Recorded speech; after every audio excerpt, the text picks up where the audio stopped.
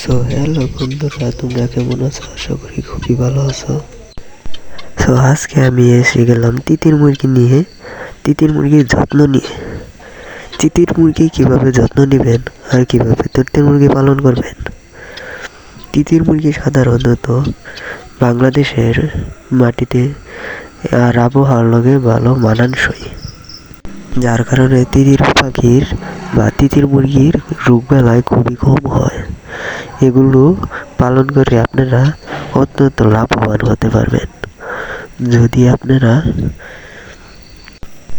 তিতির মুরগি পালন করে থাকেন, কিভাবে লাভজনক হতে পারবেন সেটি আমি বলছি। তিতির মুরগিকে সাধারণত বাড়তি কোনো খাবার দিও লাগে না, কারণ তিতির মুরগি ছেড়ে পালন করলে কিছু পরিমাণ ঘাস, তারপরে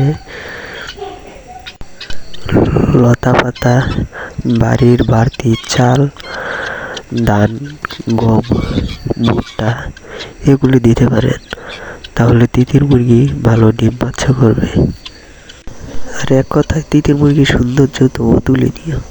এদেরকে দেখতে অনেক সুন্দর দেখা যায়। দেখতে পাচ্ছেন যে আমি এদেরকে ঘাস খেতে দিচ্ছি। সো বন্ধুরা, তোমাদের তিতির মুরগি কেমন লাগে অবশ্যই বলবেন। যদি ভিডিওটি ভালো লাগে লাইক, কমেন্ট ও শেয়ার দিয়ে আমার পাশে থাকবেন।